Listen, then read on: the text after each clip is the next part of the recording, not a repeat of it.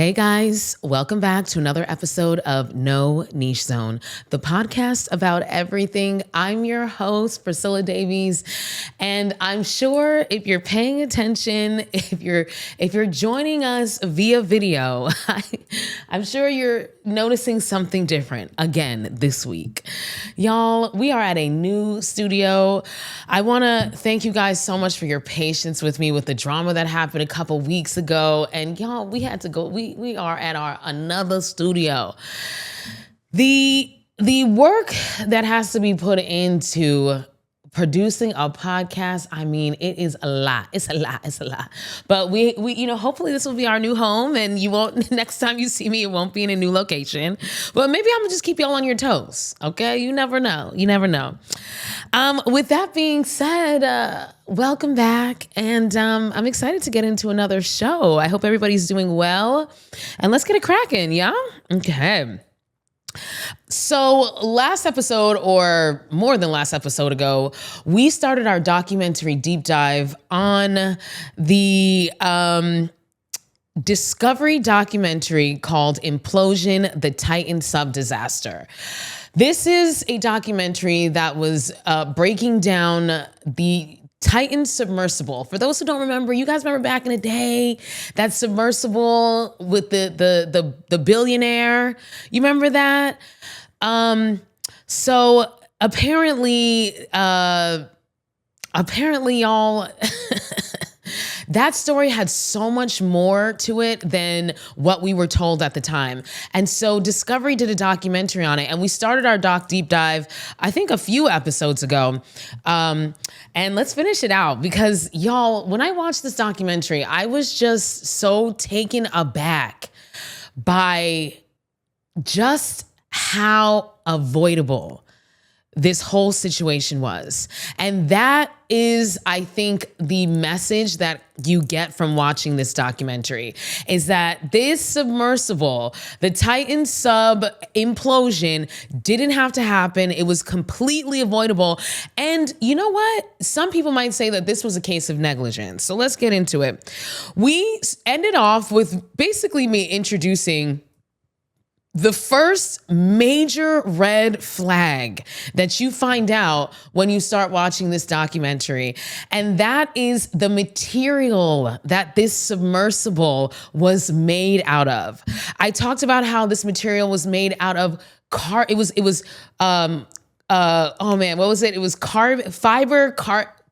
fiber. Sorry, guys. And basically, this material is great until it gets to its breaking point, and it is known to fail catastrophically. So off rip, that was the first big red flag when you're watching this documentary. You mean to tell me you basically made a submersible out of like plastic, essentially? So in this documentary, we get to find out about Stockton Rush. Stockton Rush was the billionaire who owned the Titan submersible that was owned by the company OceanGate. And this was his company. And basically, Stockton Rush, he was a billionaire. He was wealthy from birth. He inherited his wealth. And this dude is a connected dude, okay? His father was the president-elect of the Bohemian Club. This is for my conspiracy theory people. Y'all know about the Bohemian Grove? That's where all supposedly, according to conspiracy theories, that all of the rich and elite and wealthy people go to do their little creepy, weird rituals where they be wearing them eyes wide shut masks. Yeah. So his father was the president-elect of that place. Like, that's deep. And if I'm not mistaken, his grandmother, I believe, has a symphony hall named after her in San Francisco, y'all. A symphony hall. He was wealthy on both sides, both from his dad and his father's side. This is an old money dude, right? And so he had this obsession with space. He wanted to be an astronaut. Long story short, after going to Harvard, after getting his Ivy League degree, he realized that he couldn't be an astronaut. And so he decided, or he thought to himself, everything I'm looking for out in space, I can find in the ocean. And that's what began his obsession with the ocean. And so he decided to create his company called Ocean Gate. That was the company that owned the submersible. And his business plan essentially was that he was going to it was going to be a luxury service because it cost a lot of money to get up on this submersible. He was going to take luxury clients on that submersible down and do deep explorations down into the ocean. And basically you would pay, a fat ass sum. I'm trying to remember how much.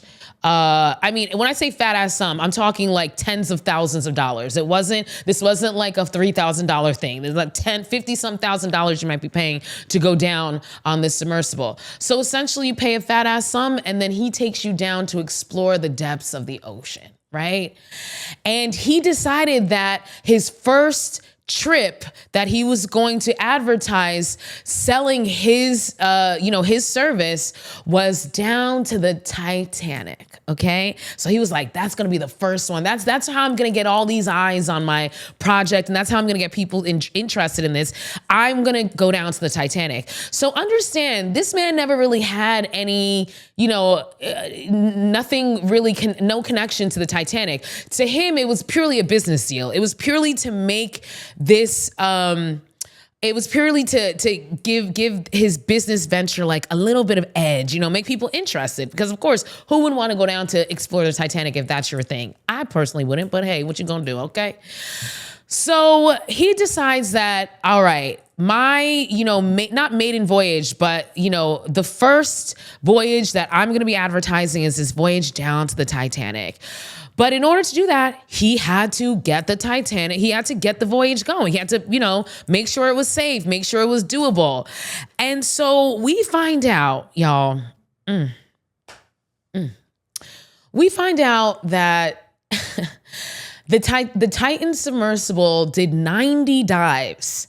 Out of those 90 dives, only 13 successfully made it down to the depths of the Titanic. And when I say successfully made it to the depths, notice I said made it down to the depths. I didn't say made it to the Titanic, because there were, of those 13, some of those descents they abandoned when they got just to the depth. They didn't actually make it to the Titanic.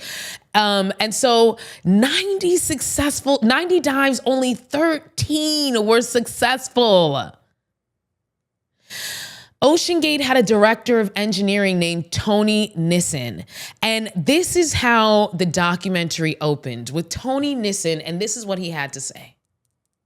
The definition of an accident is something that happened unexpectedly and by sheer chance. There was nothing unexpected about this. This was expected by everybody that had access to a little bit of information.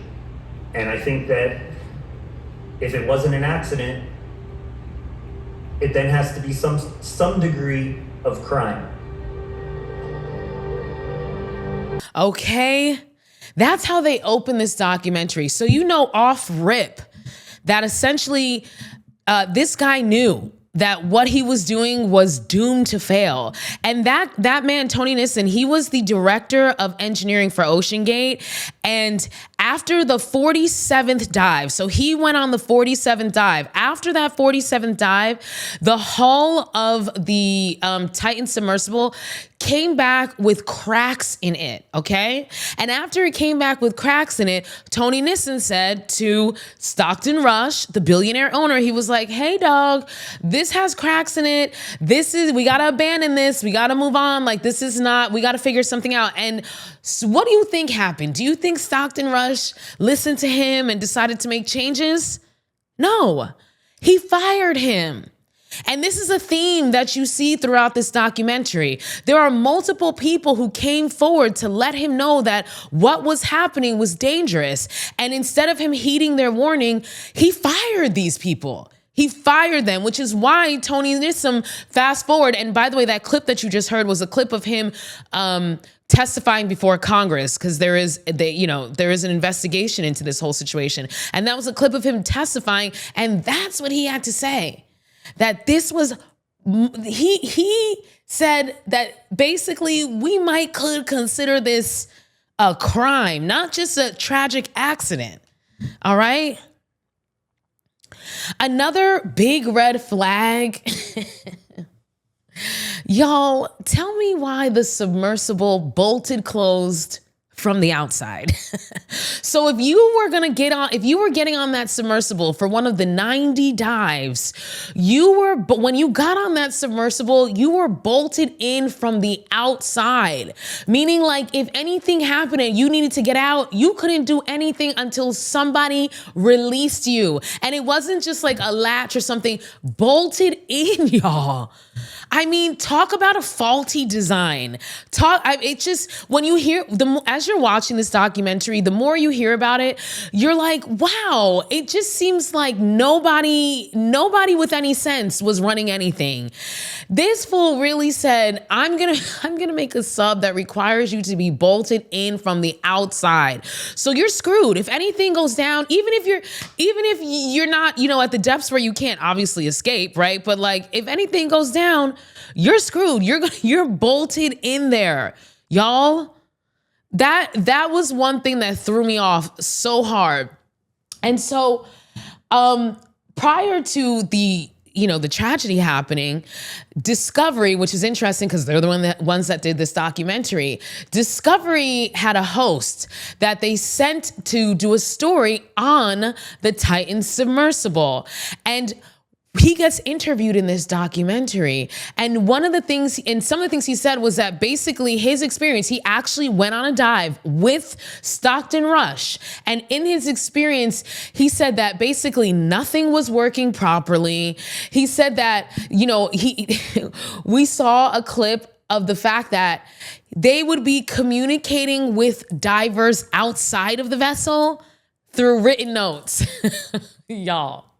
Like he would write something and then put it in the wind. That was their communication. I mean, the only word that keeps popping to my mind is crackerjack, y'all. Like, this was a crackerjack affair. This is how they would communicate. And mind you, like, these are people who are tasked with keeping you safe, keeping you alive. And you mean to tell me you're communicating with them by writing notes and holding it up in the window? And this is one of the things that took the Discovery host aback when he went to go do a story on them. And at one point, 3 of the 4 thrusters, when they were doing this dive, were out.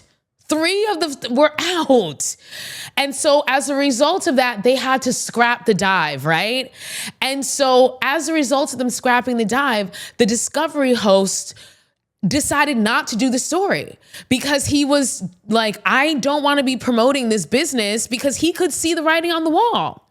And there's a clip, I'm going to play this clip that's so wild. And it really speaks to just how little like caution and care that the CEO Stockton Rush, this billionaire, took with this whole situation.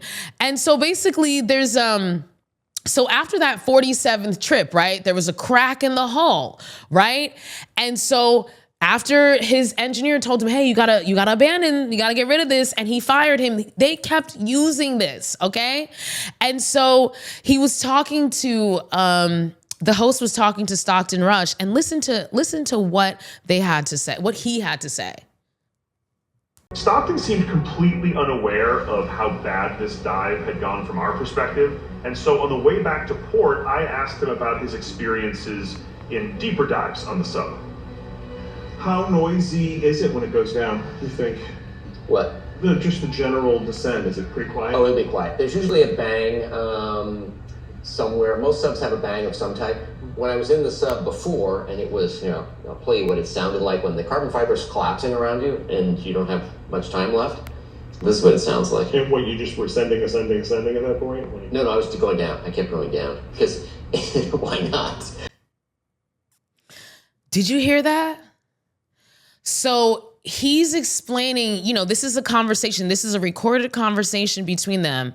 And he's explaining how, he hears loud bangs when he's on this submersible.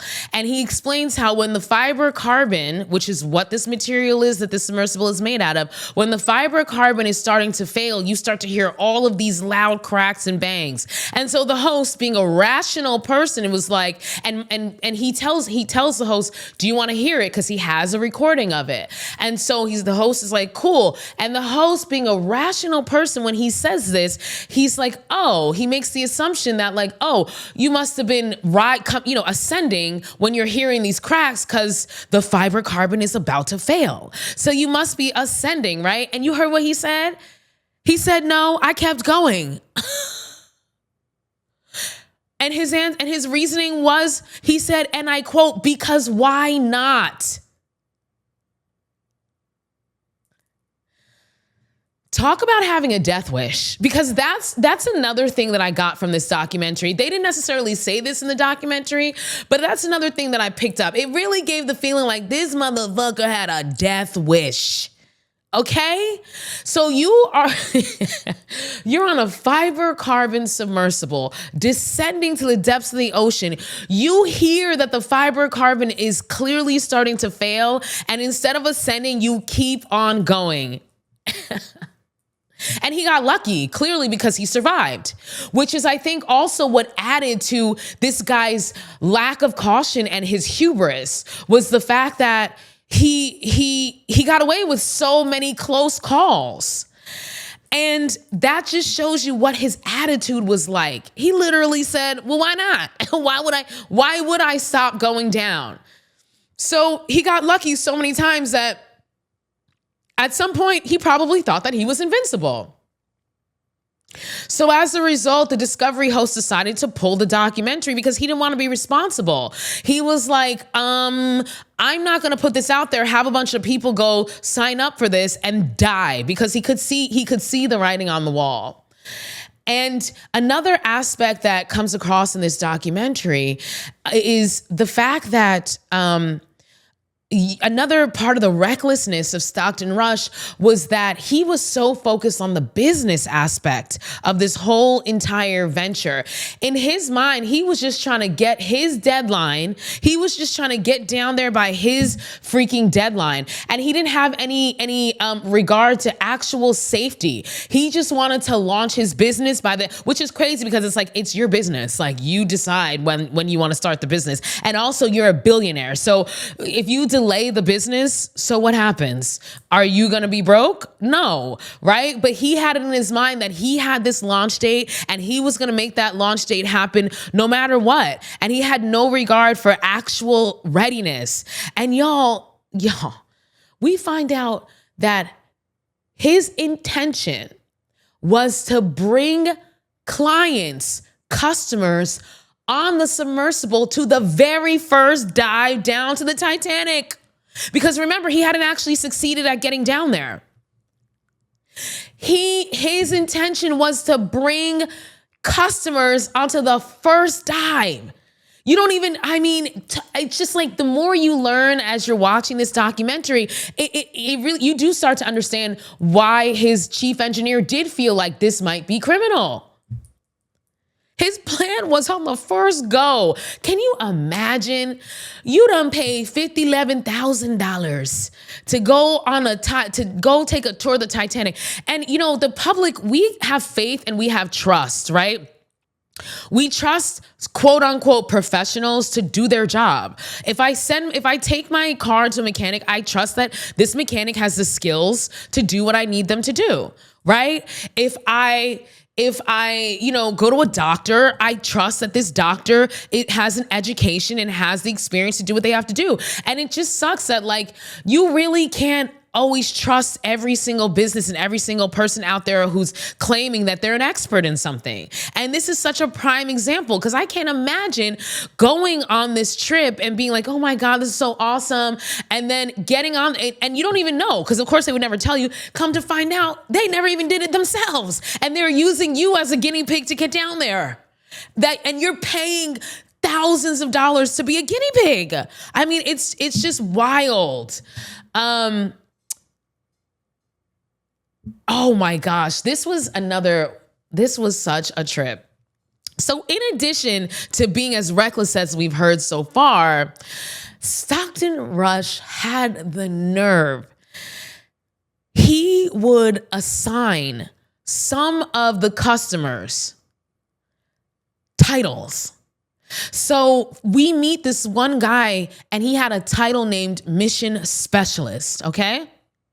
And we meet the mission specialist in this documentary. Come to find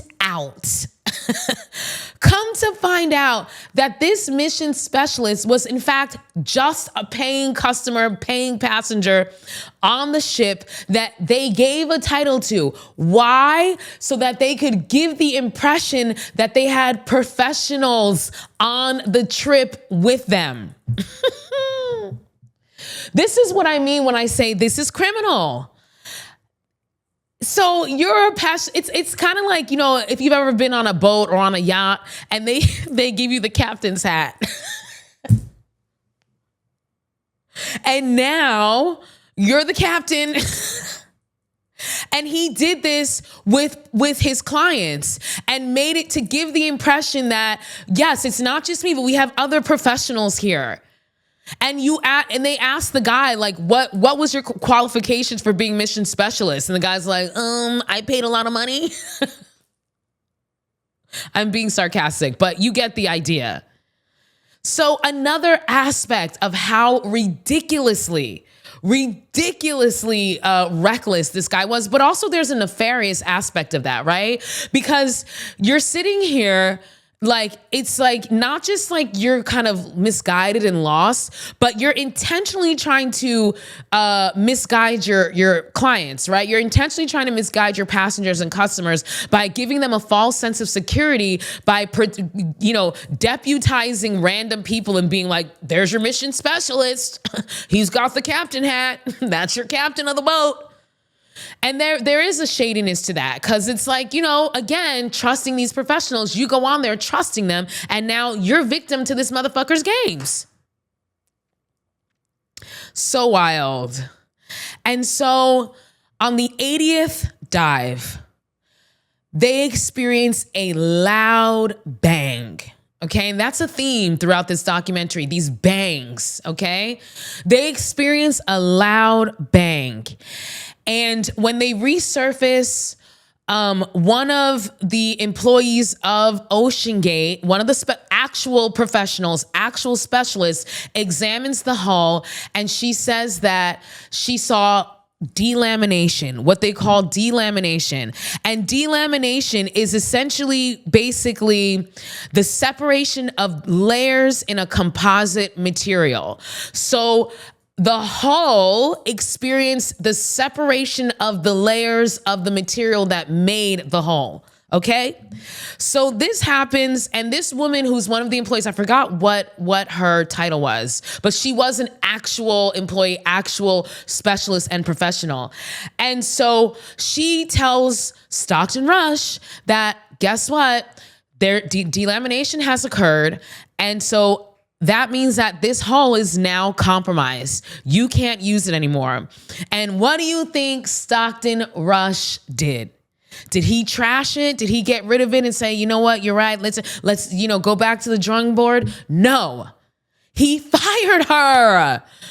Like I said, it's the same theme over and over and over again. And he fired every single person that gave him a warning about how dangerous what he was doing was. So according to this woman, after the 80th dive, every single dive after that, people on board were in jeopardy. Every single dive. And they made it only 10 more dives because remember, they did 90 dives total. So for those 9 dives, minus the 1 dive that was the tragedy, every single person was basically like 1 inch away from death, catastrophic death. And Stockton Rush knew this, and he fired the person who told him this. I mean, it is so wild. So on June 18th, 2023 comes the fateful day. His wife, Stockton Rush's wife, who by the way was also a super rich, wealthy woman. So these are just two loaded ass people, right? She was there on the comms. She was working the comms, the communication system during the dive on June 18th, 2023. And so they show a clip, right? They show a clip of her on the comms with another employee, and then there's another employee standing listening. And while, she's working, listening, you hear like this like pop, this bang. And she looks over at the guy who's sitting next to her and she's like, did you hear that? What was that loud bang?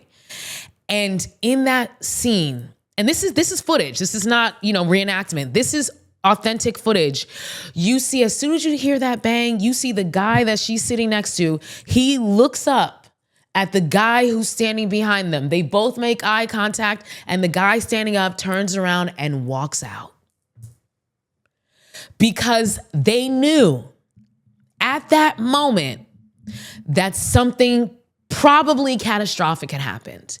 But the wife didn't realize it. And what happened, interestingly enough, was a few seconds after that bang, they got a communication from the submersible, which was the last communication from the submersible saying that they were dropping bags. Bags meaning like the things that were weighing down, they were dropping it so they could ascend.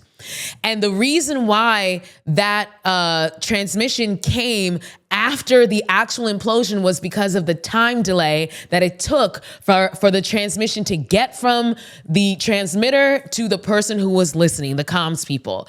So after the implosion happens, the wife is thinking like, oh, everything's fine. She goes back to like writing, but in fact, everything wasn't fine. As we found out, a week or so later, however long it was under the water and nobody knew what was. Remember that whole thing? We had no idea what happened. Everybody was like, oh man, they're going to run out of oxygen. No. It was an instantaneous thing. And it's such, if you get a chance to watch the documentary, you can see that scene, and it is something else. It's just something else to watch. And when you understand the background of it all, it makes perfect sense. Of course they knew. Of course they knew. Because the whole freaking thing was a shit show. The whole entire endeavor. And I think it was on TikTok. I should have actually pulled it. I saw a creator who basically alluded to the fact that this dude was suicidal. And this is all speculation. This is all speculation. Allegedly, I'm not saying this is what the deal was, but he speculated that because this guy felt like he had come up against the wall. His $1 billion project that he's spending all this money on was not going anywhere. And he had put this, deadline on himself. And so it was kind of like, he knew it was going to fail. And it was like, let me go down with the ship. But what's so fucked up is that he took people with him. And even if it wasn't an intentional thing, it was intentional by negligence. And he took people with him. And the worst of it all was that little boy was on that didn't even want to go. So if you get a chance, I highly recommend you guys check out this documentary. It's called Implosion, the Titan Sub Disaster. Definitely check it out. I'm not gonna lie, you're gonna be wanting to rip your head out. Your hair out. You're gonna be wanting to rip your hair out because it is so frustrating to find out that this was just such an avoidable situation. And it just speaks to like rich white men just doing whatever the hell they want to do without any regard to how it affects people. And this idea that they are invincible and they can just do whatever they want and get away with anything, because truly they have, right? Who's getting away with anything on this planet other than rich white men, especially a billionaire? This man was a billionaire. This man's father was the president-elect of the Billionaires Club. Bohemian Grove. Look it up. So, it just, that was one of the frustrating aspects of this, because this is just such stereotypical rich white male behavior. And it's very much like, I'm going to take everybody down with me. And we're even seeing that in what's going on right now in the world. But, we'll save that for a different day. Okay. All right, let's move on, y'all. Okay, so I have been in the process of unpacking the concept of laziness in my life. Okay.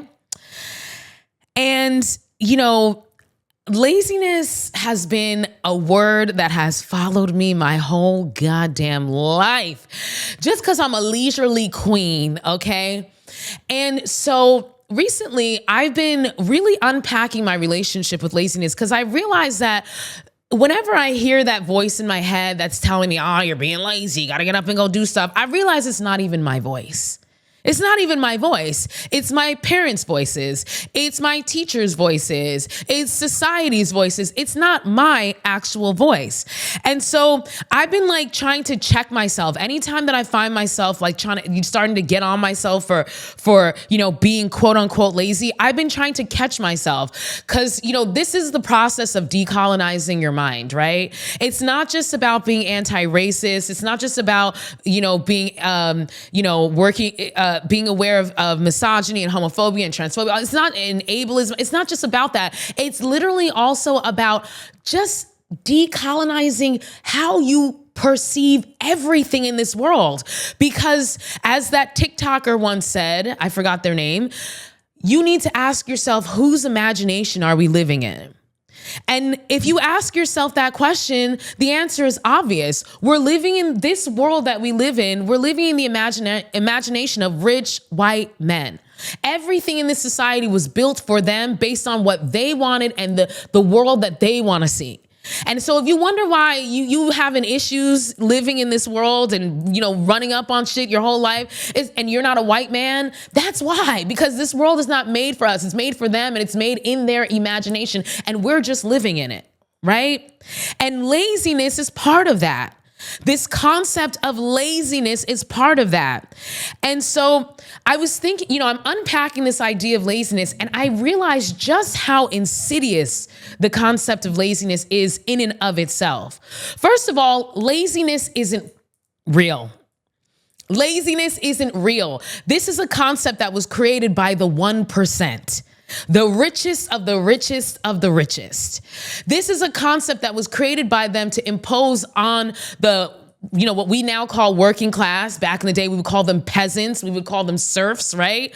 But the workers, right? This is a concept that was invented in order to control the workers. And this idea that, laziness is an inherent this is something that organically occurs in nature. Laziness is a real thing. No, it's a judgment call. Laziness is a judgment call. And it's a judgment call that was invented by the 1% to keep workers working and to keep workers feeling bad about not working. Okay? Human nature, our natural tendency is to chill. That is the natural tendency of humans. And if you look at society, pre-colonial society, right? If you look at indigenous societies all over the planet, pre-colonialism, and even now, you will find out that the average indigenous community member worked no more than 2 or 3 hours a day. They would spend most of their days chilling, relaxing, maxing and relaxing, shooting some b-ball outside of the school. No, I'm kidding. But they would be chilling. They would spend their time chilling. And a couple hours a day, they would go and do necessary work. And when I say work, I'm not talking go sit in a cubicle at a desk. I'm talking do the work that's required for living, like brushing your teeth, taking care, making sure you have food to eat, going out and get, that's what I'm talking about. I'm not talking about making some white man richer. That's not what I'm talking about when I say work that indigenous people did, right? And we're, scientists and anthropologists, we're finding out about this, right? And so our natural instinct is to kick it. That's how we're supposed to be. And that is that's human nature, right? And so it's so interesting to me that they demonized our human nature and turned it into a bad thing, calling it laziness. My dad is from a country called Equatorial Guinea in West Central Africa, depending on who you ask, okay? And he belongs to the indigenous community from that country. So I want you to think what I'm saying here. My dad's people are indigenous to Africa, okay? That means that they are old. To be indigenous to Africa means you've been around a long time. And according to my father, prior to colonialism, prior to Europeans coming into Africa and fucking shit up like they did, that they would just chill all day. He was like, you would hang out all day, kick it. When you were hungry, you would go out into the garden. And by garden, he meant the naturally occurring plants and vegetables and fruits that were naturally growing, because my dad's country is a, what do you call it? It's a rainforest. So it's a lush country, right? And he's like, you would basically kick it all day. When you got hungry, you'd go into the whatever, pick whatever fruit, pick whatever vegetables you want, go cook it, eat it, and then go back to chilling. Outside of, like I said, taking care of the fundamentals, they were not sitting here doing busy work and needless work just to quote unquote pay the bills. Okay? And so, and this is corroborated by what anthropologists are finding out. And so, understanding all of this, it made me really unpack my perception of laziness and how insidious it is that essentially the rich and the wealthy demonize human nature, which is our instinct to chill, to relax. We should be spending our days making music, making art, making inventions, messing around with technology, going swimming, hanging out, kikiing. That's what we're supposed to be doing. And especially in 2025, right? We have the technology that we shouldn't even have to be doing all this hard labor. But instead of them using this technology for us to, get people to not have to work, they use this technology to take people's jobs and screw people, okay? But so it's so wild to me that they took this natural human trait and said, guess what? It's bad. The Protestant work ethic, right? We've heard this term before. This idea that if you're not working all the time, you're doing something wrong. What's that, the line? Idle hands are a devil's playground or something like that, right? Meaning if you're not busy, if you're just chilling, that's it. The devil gonna come get you. That now the devil's gonna start making you do bad things. Busy work. This idea that you have to be working all the time, the grind, right? The capitalist grind, right? And so, like I said, I've been unpacking this relationship that I have with laziness, because I'm trying to decolonize my mind, and I'm tired of, judging myself based on the values of people that I think are literally deplorable. Okay? The billionaires, the quote unquote elite class, right? People like that. These are people that I don't like. These are people that I find to be problematic. And why am I taking their values and using them to judge myself? That doesn't make any sense. And so I've been working on checking myself. Every time I see myself, catch myself being like, oh man, you spent the whole day laying on the couch. Well, maybe it's because I needed to lay on the couch. Maybe I'm tired. Have we thought about that? Maybe I'm tired. Maybe I need to rest. And that's another aspect of this whole laziness situation, the demonization of resting. The idea that resting is a bad thing. We should be able to rest and not feel guilty about taking time off. And we shouldn't even have to take time off, because our lives should not be revolving around essentially busy work. And it's so wild. The irony of this all is that the people who invented the concept of laziness, right? This elite 1% class, those motherfuckers don't even work. They are the leisure class. So these motherfuckers be chilling all day, every day, letting their stocks and bonds make them money, having y'all slave in their factories, in their stores, in their companies, and they chill and they just let their money appreciate. And then they turn around and they tell you you're lazy because you don't want to work 60, 70, 80 hours a week in their factory, in their cubicle, in their business. Ain't that a bitch? These people, the people who are not only are they not working, but that class, it's looked down upon if you work. If you know anything, especially about like European society, especially, you know, back in the day, but even today, aristocrats, nobility, royalty, it was looked down upon to work. They would be like, what do you mean so-and-so is working? Ew. That was the mentality, and that still is the mentality. These elite people, they're not working. Their money is working for them.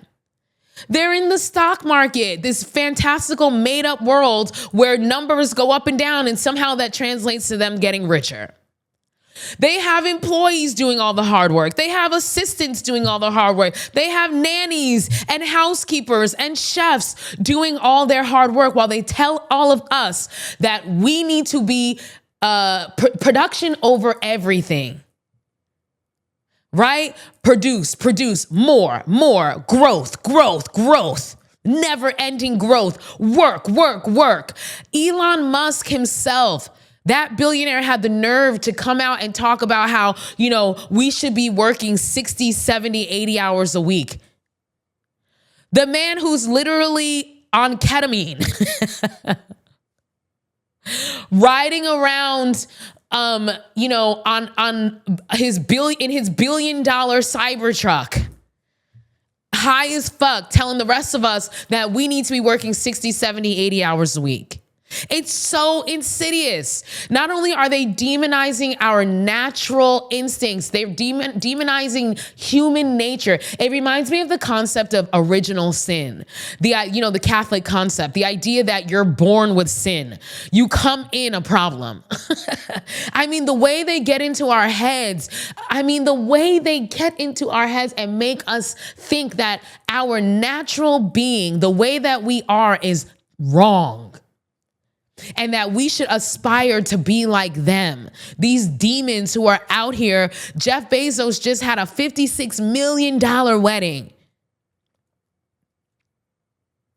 But he makes his employees at Amazon pee in bottles so they don't get up to go to the bathroom. He doesn't let them have air conditioning unless they fall out and complain. But he had a $56 million wedding in Venice. And those are the ideals we're supposed to aspire to. And those are the people who are telling us that we're lazy. The insidiousness of it, like I said, it makes me think of the concept of original sin. This idea that we come in broken and that we have to fix ourselves and aspire to something greater. The greater being, be like this rich white man who's exploiting all of us, using and abusing all of us. It's so wild. And then on top of that, they demonize resting. You want to sit down and relax, you get judged. People are like, why aren't you working? You should be working. Work more.